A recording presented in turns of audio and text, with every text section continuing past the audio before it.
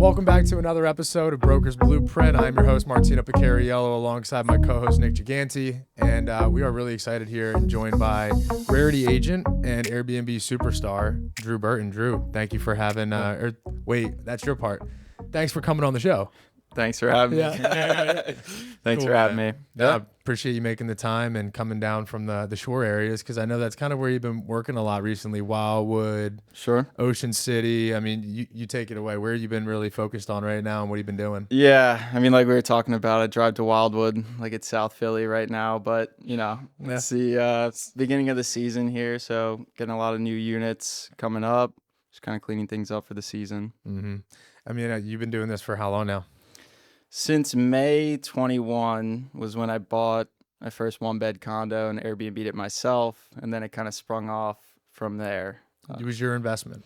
Yeah, me and a buddy, we did a 10% vacation home loan down, 225 condo, like a hair under 400 square feet. And we've done really well on it, like cash on cash wise over the years. But that was kind of the jump start, kind of just like threw myself into it. I'd had history in Wildwood, like with my family. I'd owned hotels before. My uncle owns a pizza shop down there. No. So I always had ties. Which shop? Which pizza shop? Romeo's. I think we talked about this before. Yeah, really popular down there. Yeah, he's got stories for days. Drunk people. He's the 4 a.m. pizza guy. Can we do like a promo code for Romeo's? Yeah, like, I could get plugged up. Yeah, type in Drew 2025 for 20% off your next pizza. No, I don't know. He's an old. It's like, let me check with. He's an old Italian guy. Yeah, kinda, be like, what did you do this for? You're putting me out of business. Inflation's high. What are you 20%? Taylor, cut that out. No, but yeah, my family's been down there for a while. How many properties right now are you managing? Right now, so I say it this way, I got 15 units in Wildwood, one houseboat managing in Wildwood now. That'll be a first new one this year. We got to get into that. Yeah. That's really interesting. And then I've got 2 I'm onboarding in Philly. And then I've also just taken on a new position with this company called HostAid in the city. So I'm the client acquisition and onboarding manager. So basically, I thought it was a better way to kind of leverage my skills and learn more than to start an entire new system in Philly with just 2 units. You really need like 8 to 10 to like really get things going without doing it all yourself and kind of running crazy.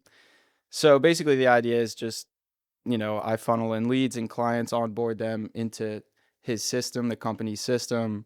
We've worked out a deal, and I'm just excited to learn under that company. They've got 125 listings between Philadelphia and Pittsburgh, a couple in Baltimore. So yeah, I've been learning a lot recently in that too. That's awesome. Mm-hmm. What are guys that are or girls that are investing in Airbnb right now? Like what's the return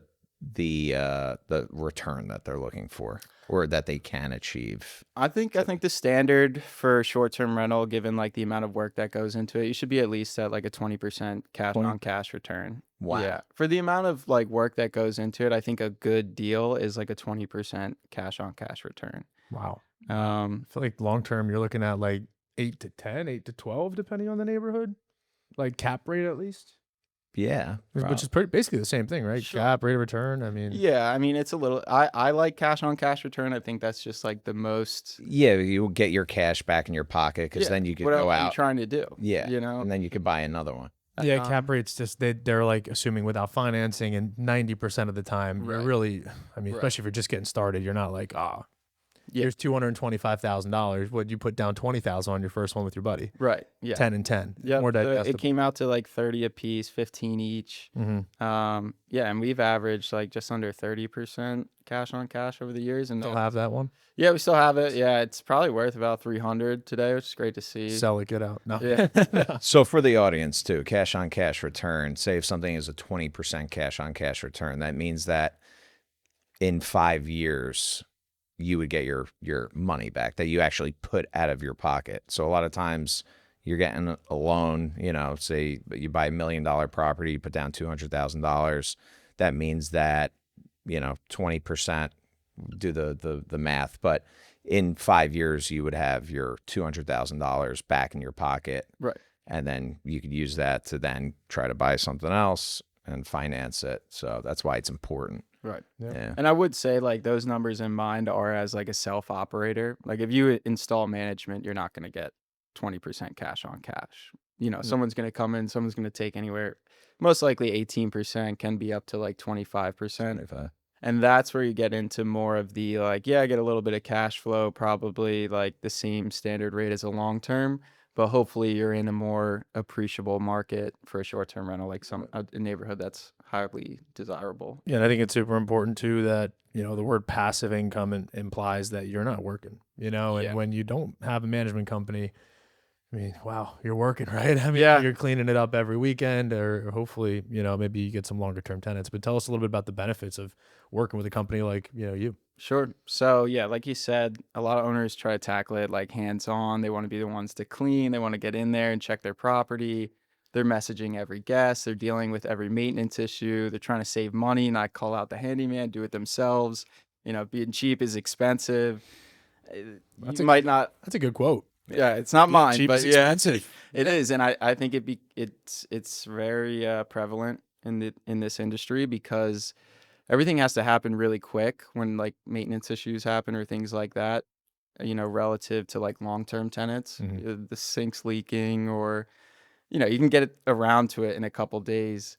If you're not fixing maintenance issues right away, you know, you're going to see it out in the reviews, and that's going to see, you know, in your top line there too. So just dealing with all of that and understanding the business is the first step. But from a basic standpoint, right, we deal with all the guest communication, all the marketing, all the revenue management. So we're constantly trying to see where you are occupancy wise, what's the lead time for the market, just making sure your listing's like completely optimized. And then marketing, like to the listing optimization standpoint, just like understanding SEO with Airbnb, what's important. One of the most important metrics is actually response time. So like imagine you have a full-time job, right? You're not able to answer, you know, Kimberly at 12:13 asking about your 2-bedroom condo. We're getting back to those inquiries pretty much within a couple minutes, you know, and the algorithm sees that and they say, we want to support this host, this listing. They're clearly getting back to their guests right away. We're going to put them higher in the search ranking. That's interesting. Yeah. Do you Airbnb a lot? Like, do you? I Airbnb a lot.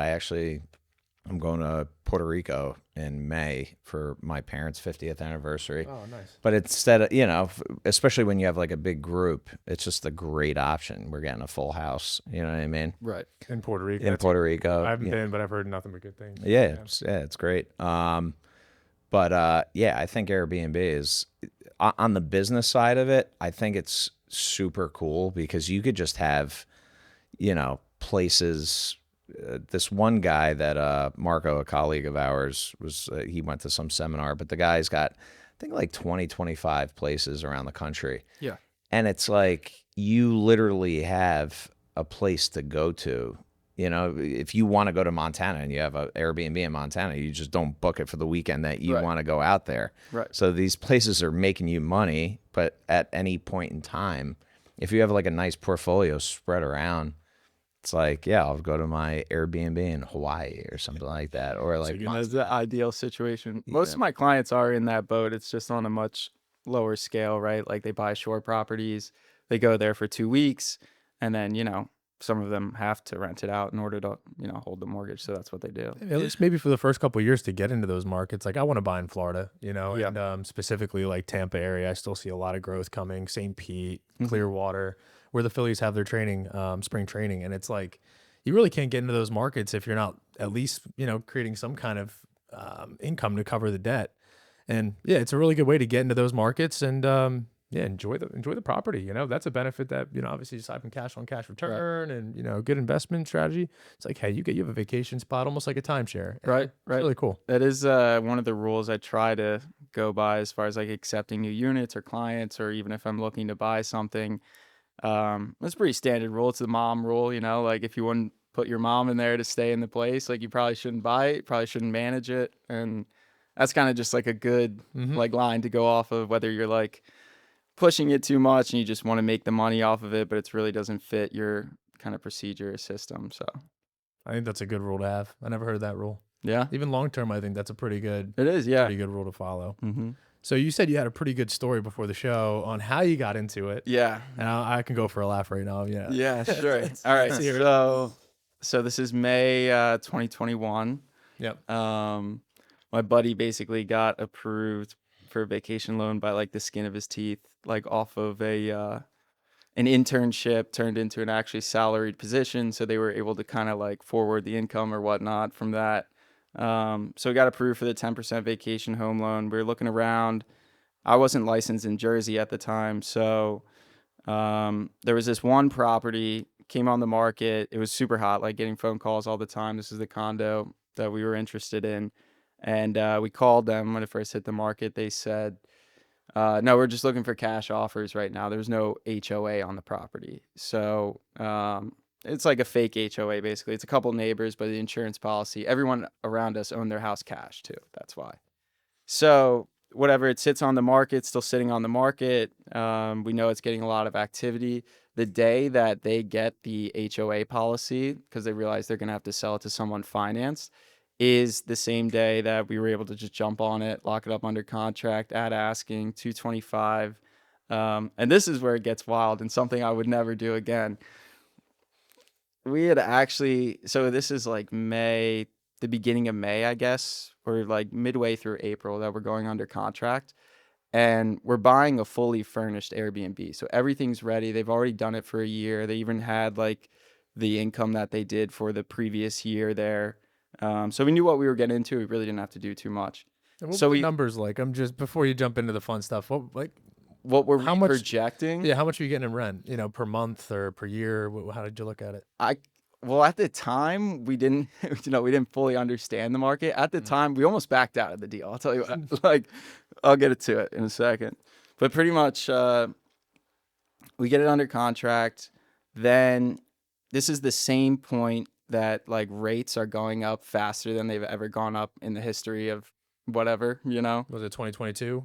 Or It was 21. Yeah. Like at the tail end of it. It was literally, yeah, like we were right in the middle of the big spike spike. up. Yeah, like we're done giving away free money. Here we go. So we get back, lender gets back to us. He's like, yeah, can't do the loan.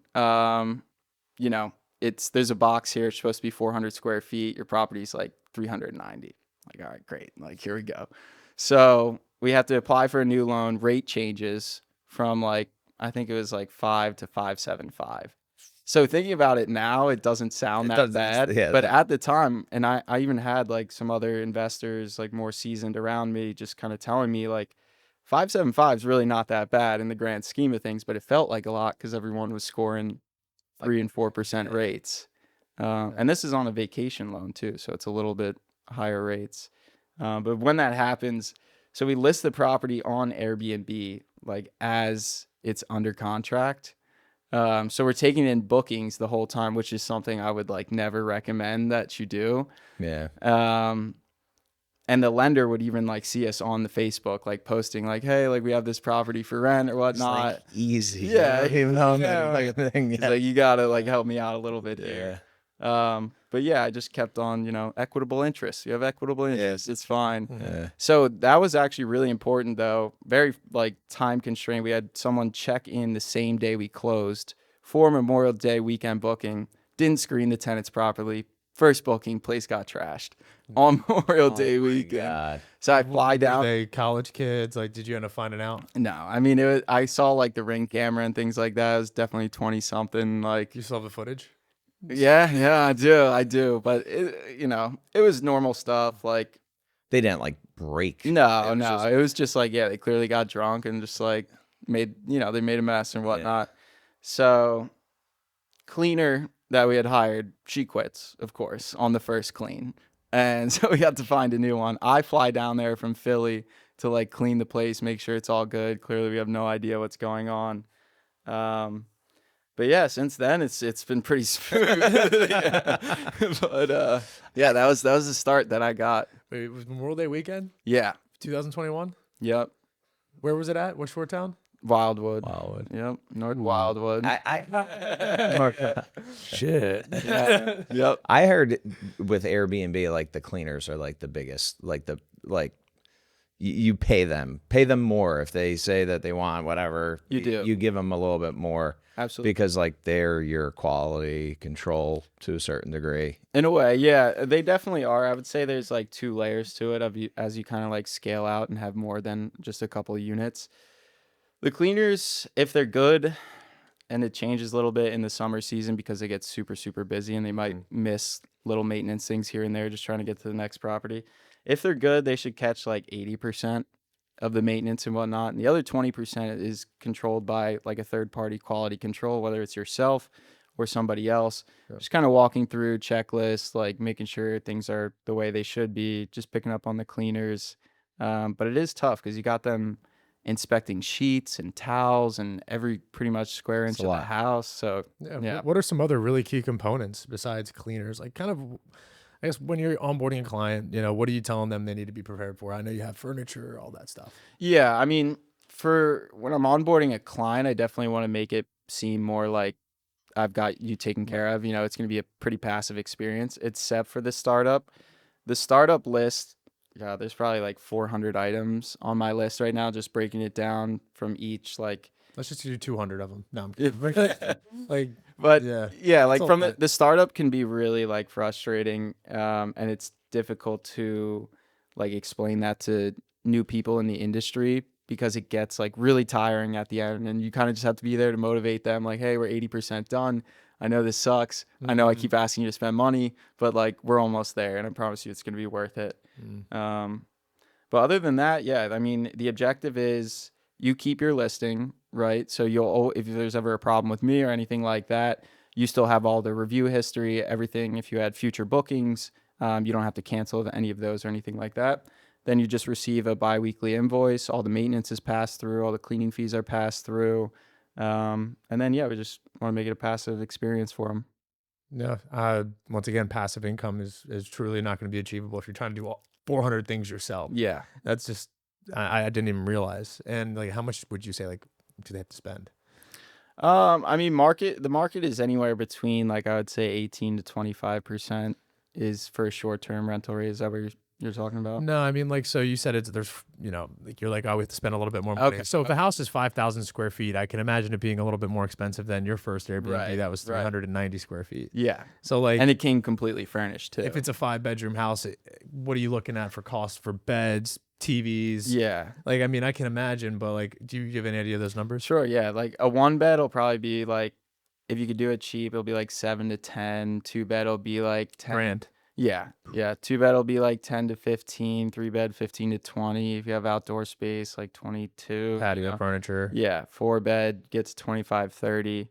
But again, it always depends like what market you're in, what level of things you're getting. You can pretty much source everything through Wayfair and Amazon. Yep. Some things you'll want to spend some more money on, but a lot of the stuff, it's good enough quality. It looks good in photos, and like people aren't going to break it. So you need it to be like easily replaceable. And, when you're making the claim, it's not for some like $7,000 couch or something like that. Yeah. I mean, have you ever tried Airbnb yourself with any of your rental properties? Because you have a couple nice little units. I had, and this could be a good segue into like how Philly's running their thing. But I had a building, I still own it, but in Northern Liberty, it's not too far from here, on 5th and Poplar, and I was Airbnb-ing it. I spent, it was something like $25,000 on furnishing everything. And I had somebody managing it. It started getting, some traction. And then I don't know if you guys know like what COVID was, but COVID. Yeah, good old COVID. 19? Yeah, I think I heard of that. It's crazy. Actually, like right about now, I think COVID. Yeah, March. Like it was right now when it like locked down. Today might be the day. Actually, what is it? March 11th. Oh, it's the anniversary. We should celebrate. I think it's like drinks. Yeah, what's the title? Cheers. Change the title. Yeah, I think but anyway, so obviously like COVID comes around. I'm like, shit, this sucks. This is going to be really bad. I lucked out in the city of Philadelphia because I had multiple units in one building. Basically what they were doing was like quarantining, I think it was like nurses that Wow. or something Yeah. like that. So so I got a contract with the city Nice. to take over the whole building, and they did it for like 6-8 months. And I was actually making more money Wow. than I was through just the Airbnb-ing it. Government Yeah, money, man. yeah. Government Yeah. money ain't.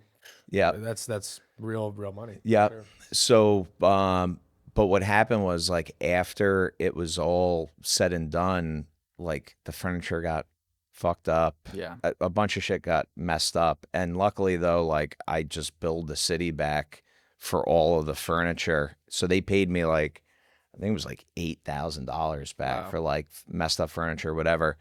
And at that point I was just like, Yeah. you're screw done. this. I just like put it on Craigslist or like Facebook Marketplace. And I was like, furniture. I had people coming in just buying furniture. I got it all out. And I was like, this isn't for me. And then I just went straight rental after that. That was my only like dip into Airbnb. But I would love to get like, I would love to have like an Airbnb portfolio Like, for sure. If you had a management company, like Yeah, with like fuck Yeah. DB over here, 100%.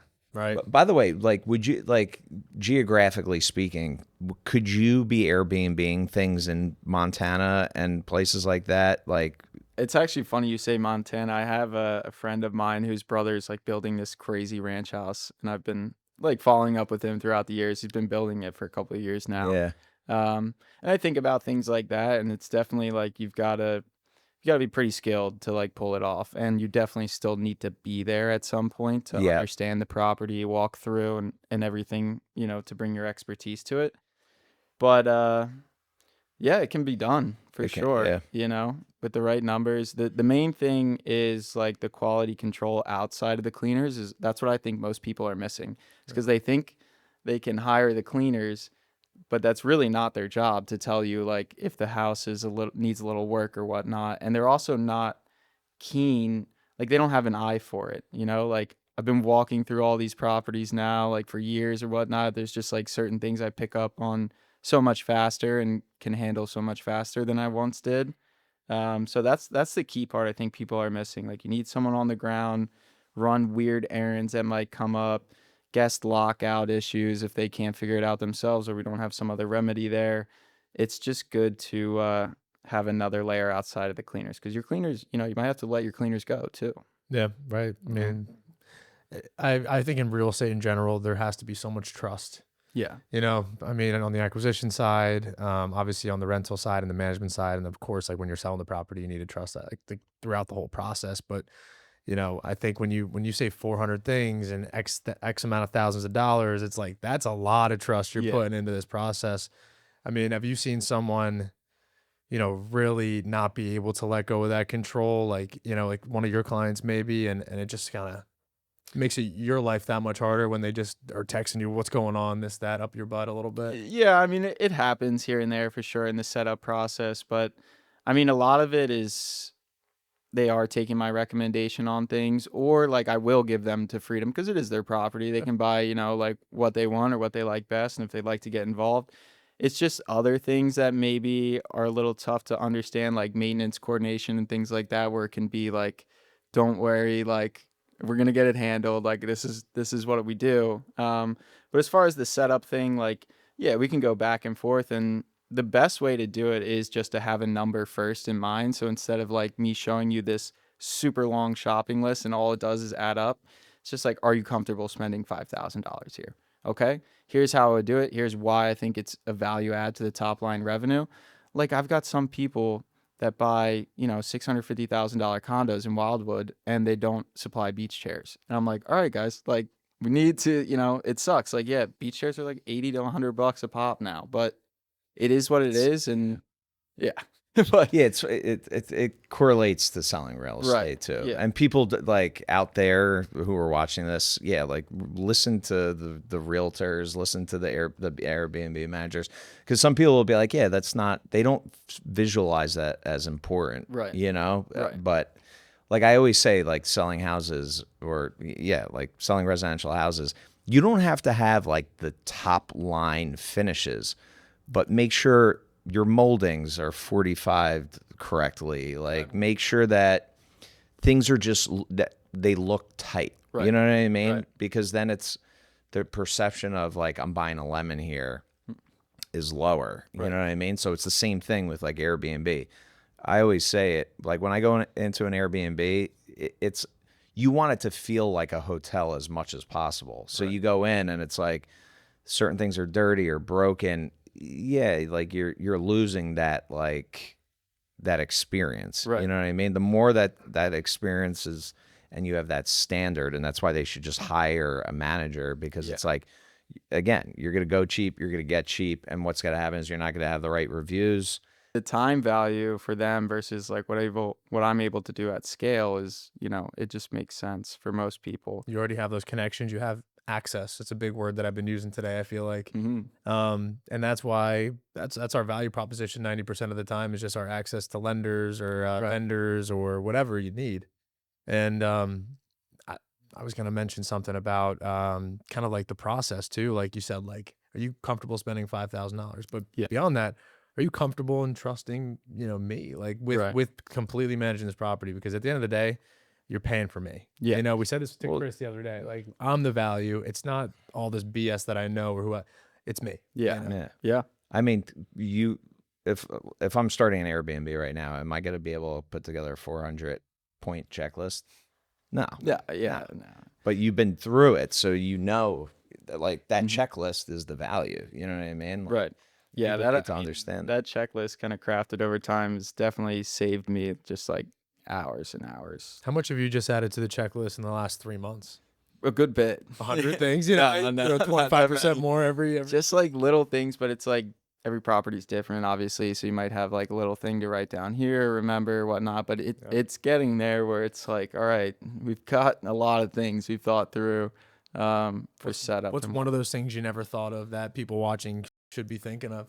Never thought of to stock with? I mean, just extra batteries, light bulbs. Like, if you are accepting pets, already have like a pet stain remover there. Doggy bags. You know, it's a big one that I find that happens a lot.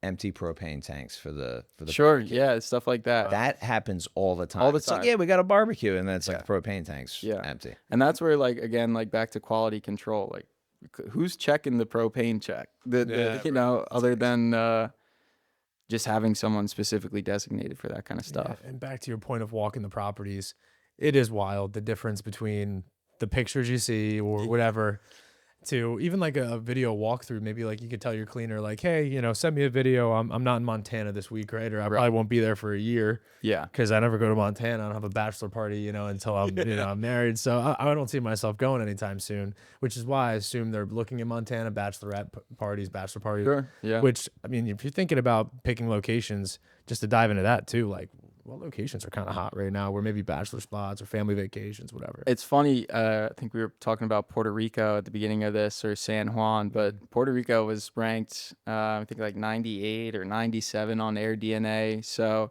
I'd have to go on some of the top markets there, where you can kind of see on AirDNA specifically. They basically give it a score for like investability, regulations, housing prices, things like that. So I definitely reference AirDNA on that one, but I know San Juan is either, you know, top 1 or 2 right now for markets. Yeah. What's top 1 or 2 in the? Just like ranking, for AirDNA, pretty much like globally. Yeah. Really? Yeah. Interesting. You ever look in Europe at all? Just curious. No, I mean, I've thought about it. Like, you know, it's hard to even access their MLS system there or whatnot. But I've heard Italy, you can buy a house for like $35,000. Well, they're paying. There's a lot of places that are paying people. They'll give you like, you know, a tax break or something, but like $25,000 to buy some like shithole that. But you have to fix it up because they're losing population. I mean, can you do like a burr over there? You think? I don't know if burrs are a thing, and I don't know. You know, a burr in Italy. Yeah. If you guys ask where I'm at in the year, you know where I'll be. I just think I always think it sounds great, But then you think of like a bunch of old Italian guys fixing up, and they're like, "Yeah, I'm done for the day. Yeah. Yeah, put a couple bricks 3 in, o'clock. let it hang out." You know, it's like, yo, I gotta get this done. It's like not happening fast. And you try to get on him a little bit, and he snaps at you. Yeah, he's like, that's it. He's gone. Yeah. Your mason is gone. There you go. And they're good workers too. Yeah, They'll do it beautifully. It just might take 4 years. Time. Yeah, take You know who has an Airbnb in Italy actually is Eleonora, the interior designer. Oh yeah. Yeah. She's wears it like- Italian. Yeah, she's Italian. Yeah. How's that been going? Do you talk to her a lot? Yeah, I talked to her about it because she helps me with some of the other units and whatnot. And she's like her family runs it together. I'm like, oh, that's probably terrible. Yeah. And it is. She tells me about it all the time. And like, just like butting heads, just trying to operate an Airbnb. My known has been at the casinos too much. I think I could get her out of there by saying like, hey, I got a job for you. Yeah. Just manage this Airbnb. Go home. It's That'd been be good. 70 years. Go home for a little bit and just, try to help us start this startup company. That is a very Italian thing, though. It's like, no, we're not gonna. We're gonna do it all ourselves. Yep. Yeah. Yep. My house. I grew up in a Victorian house in Brooklyn, and I swear my father will not. He would not allow one contractor to come into my house. Really? He's done everything. Replaced the roof, cedar, shingles. What did he do for work? Actually, he was a union electrician, but he's one of those guys that could like Do it all. do it all. But he actually did have one side of the it's got like the cedar shingles, on the side. Yeah. And he finally hired this one guy that was doing work in the area to do that. And he like berated him because it was not as level to, you know what I mean? What'd you do to my home? What are you doing? And then I remember my mother, like, because he was taking his time painting like the inside of the house, she was like, fuck this, I'm just gonna hire a painter. And my dad came home from work and saw him in there. He's like, get out of that. nicely, like, get out of that house. You're done. You know what I mean? So everything had to be done, but of course on his timeline. Of course, holes in the walls for many years. I'm sure. Drew, what do you think's next for Airbnb? Like, is there anything coming out new that you think is going to change the game, or any predictions that you have personally for what's going to happen in the future? I like unique stays. Things that you can find an edge with, just other forms of living. I mean, you can go on Airbnb. You can see they kind of have changed their search algorithm to represent more experiences. So you can be like things like an old airplane that you can stay in, or a castle, or like specific thing, a farm, or things like that. I think that's where you're going to see like the best returns, if you can find something unique and it doesn't really make sense with the rest of like the 2-bedroom condo market or something like that. Something that doesn't have a comparison, that's one of a kind, to your point, unique. Sure. And it's like an adaptive reuse project. That's kind of interesting. In a way, yeah. I think those are like some of the biggest value add ones. That one guy I was talking about before that had the place in Montana and whatnot, he would always say, you want to buy like with what almost like God gave the property. Yeah. So it's like beautiful like lake, or a beautiful like stream that runs through the property. You can't get that with a hotel. You know what I mean? So it's like something that like you can't get, that you can't just build. It's like beautiful, natural. And then proximity, I guess, is that important to a certain point, you think? Like, or people, like, if you're having a bachelor party, I know a lot of people go to the Poconos in the middle of nowhere. Mm-hmm. Do you have to be close to a town or restaurants or bars really like think that people will want to rent out your Airbnb? Even like, let's just say it's in the middle of Timbuktu, right? Middle of Montana. Mm-hmm. Like, is there a bar or restaurant that they can go to? Or is it just, there's a liquor store maybe 4 or 5 miles down the road, stock up the fridge, and you're staying here for 3 days? Sure. Like, what do you think about proximity? Is that important? I think it's all kind of like a balance at the end of the day. Like the market equilibrium, if you want to call it that, is always going to find itself. So like there's always a price and occupancy percentage that you're targeting.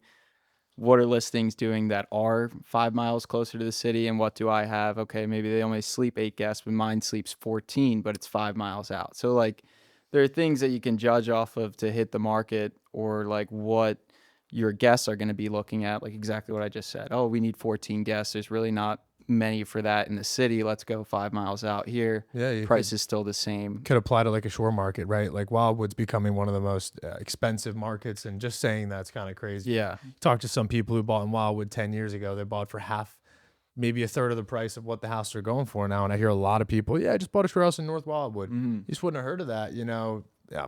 So instead of maybe looking right on the shore points and getting frustrated, Yeah. maybe take a 10-mile radius and say, hey, there's a fixer upper that we could maybe do an addition to. Sure. And your cash on cash still hits that 30% mark. Yep. Is that what you're seeing your clients doing right now? Getting a little creative further away from the traffic? Yeah. I mean, you can make the numbers work for sure. I mean, Wildwood's expensive right now. I mean, everything's expensive. Everything's expensive. And obviously the seasonality of it, that plays into it for the investability of it. It really is like an appreciation market.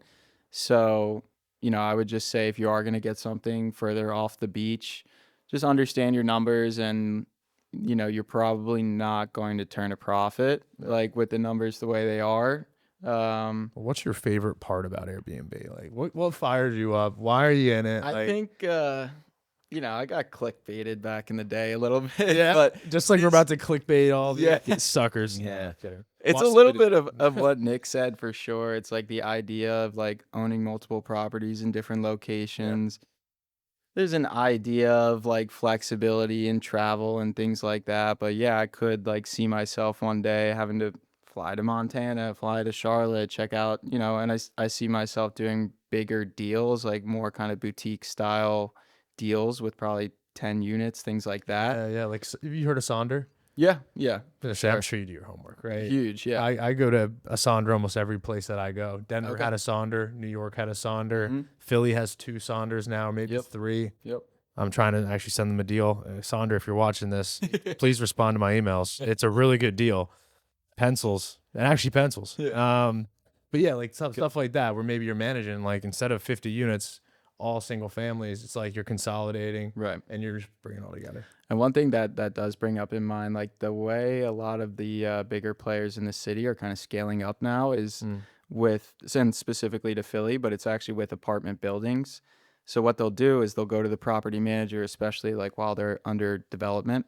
They'll say, hey, we want to rent an entire floor. Like we'll take the 10th floor to be all Airbnb. This way, you can mitigate a little bit of like the in and bullshit. out, Yeah. the bullshit, and everyone's like there on Airbnb. Just curious. I mean, open conversation with FIFA World Cup coming in. Do you think that would be a pretty smart play to like start calling hotels and being like, but do you think they're maybe swamped, or maybe not hotels? I'm sorry. Long-term rentals, like maybe the Art House, for example. How many units are sitting at the Art House on Broad Street? Well, I was going to ask you. So, like, with the rules in place, that they would have to be, like, how would somebody do that? They have like So- like a 4-story building. It's like 25, 30 units. Yeah. They want to just do one floor. We'll call it, let's say it's CMX3 or whatever. So you have the hotel accommodation by right. Zoning is very important. Right. Yeah. You If got you don't have that zoning, it's almost You can't do it. You can't pretty much. Like if you don't have the zoning, you're basically just banking on like the 5% chance you get a variance from the city. And you probably have to know someone to do that. Yeah. if you know the city of Philadelphia, ladies and gentlemen. You're not getting that variance. Nope. Well, no, I think that's super helpful. And do you think, like, just to sum it all up, like Philadelphia and Airbnb, what's your take on it? Do you think it's a really positive market? Do you think there's absolutely potential here? Yeah, I think it's a solid market. I mean, compared to Wildwood, just from a strictly like numbers aspect, Philadelphia is better. Oh, then Wildwood? Yeah, just really? from like You a gotta numbers think. standpoint. You Yeah, got to think. you only make money 4 months like of the December, year. January, February, no one's going to Wildwood. Yeah. And I mean, I've lucked out like on the property that I originally purchased. We've rented that out in the winter, 7-month lease between $1,200 and $1,300, and that's really where we get like to get to those 25% cash on cash. There, you need that winter tenant. Yeah. And I've expanded that a little bit more. I want to get more into like local police officers, Coast Guard down there, Cape May, all that kind of stuff, just to drive more revenue in the winter for Wildwood. Yeah. And my family does that too. We're in Margate City, and we're not there from September to May. Yeah, My pops could always use the, you know what I mean, the extra. We get $1,600 for a 1-bed, right? sure. Pretty solid, you know. Yeah. I I think thought you can't Airbnb in Margate. No, I think we're not good. done. I think it's not Airbnb. I think it's just mid. I think when you do like the least is 3-month rentals in market. 3+ maybe or 6+. We're just like you said 7, and Mm-hmm. you know, long story. The tenant actually ended up buying a house pretty sooner than they thought. So they're like, we're out. We're just gonna you know keep our security deposit and our last month's rent, and we're out. But we're like, that's not how it works. You know, we're going through that right now with them. And Damn. one last thing I'll say about like managing just in general, Airbnb especially, I feel like, especially if it's a midterm, weekends, you don't have much communication. Mm-hmm. You just let them go, and then you just say, how was your stay? And then you're like praying it's okay. Yeah. But like midterm, it's like, you really got to be very friendly, you know, because if you Sure. if you have a bad impression, or if you try to act like a big dog in front of your tenants and you try to bully them a little bit, and you know, I think there's some owners who don't understand the aspect of communicating very gingerly, if you will, and you know, it's not what you say, it's how you say it, right? Sure. Yeah. So, big lesson. I think if you're just getting into it, make sure you're always being very conscious of that. Mm-hmm. Yeah. Drew, any final remarks? Where can people find you? Instagram, Twitter, Buy with Burton, at Buy with Burton. Love it. And so you'll help them buy it, rent it out, manage it, and help them cash flow. Yeah, absolutely. Pretty cool. Awesome. That's a pretty good business, man. Great business. yeah. Great business. I guess the promo code will have to wait for your uncle. Yeah, we'll work on that. Taylor, stand by on that. This episode won't come out for like, what do you think, 7 weeks, 8 weeks? So we got some time to verify, but he's gonna be the busiest piece of shop in Wildwood if we can get that approved. Let him know that. Good. I'll cover the expense. No, I didn't say that. No. But thanks for joining us. I said it again. Nick, you know, where can people find us? You can find us on Instagram. Where else? Instagram, YouTube, of course, LinkedIn. Thanks, Taylor. Are we on Spotify yet?